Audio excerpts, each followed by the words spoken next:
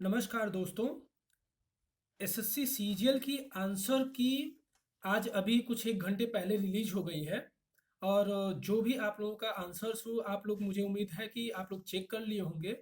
बहुत सारे बच्चे ऐसे हैं जिनका कंप्यूटर में बहुत सारा कम नंबर मार्क्स आ रहा है, जैसे कि या तो वो सीपीटी पोस्ट पे नहीं क्वालिफाई कर पा रहे हैं, या फिर वो किसी भी पोस्ट के लिए क्वालिफाई नहीं कर पा रहे हैं। जैसा कि कट ऑफ 25% है ईडब्ल्यूएस ओबीसी के लिए, 30% है जनरल के लिए, और बाकी कैटेगरी के लिए भी ऐसे ऐसे है।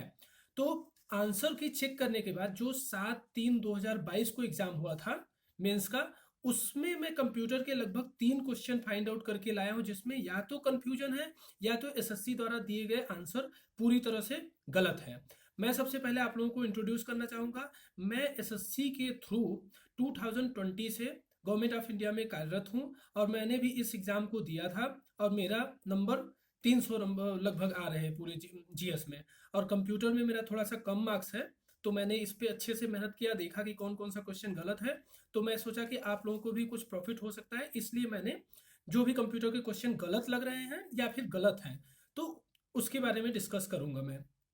सबसे पहला जो क्वेश्चन है वो है, which among the following type of computer is also known as notebook. तो आप लोगों को जैसे पता है कि एसएससी ने दिया है इसमें ऑप्शन सी, लैपटॉप कंप्यूटर, जो कि एसएससी का आंसर है।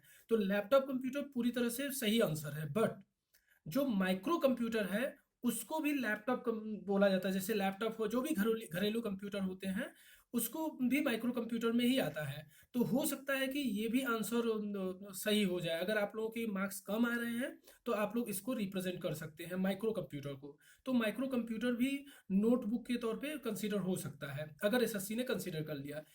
तो इसके आंसर के तौर पे मैंने लिखा है, in this question both B and C can be right answer, because micro computer and laptop is same. Laptop fall into the category of the micro computer. तो मुझे उम्मीद है कि अगर आप लोग वो करते हैं, रिप्रेजेंट करते हैं, तो ये भी आंसर सही हो सकता है। बट जिनका लैपटॉप है उनका तो आंसर पक्का सही है। और दूसरा क्वेश्चन है इसमें, विच among the following statement is incorrect for input device.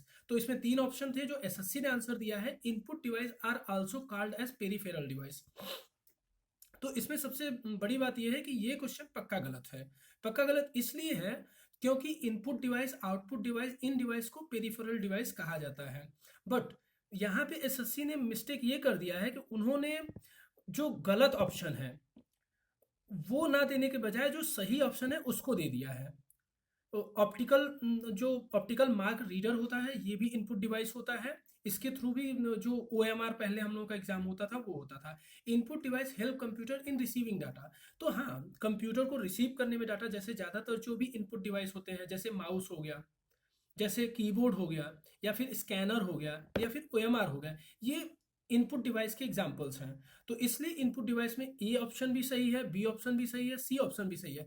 और input device accept user data, तो ये भी ऑप्शन सही होने की पॉसिबिलिटी ज़्यादा है। अगर गलत इसमें आंसर लिया जाएगा तो केवल यही डी हो सकता है।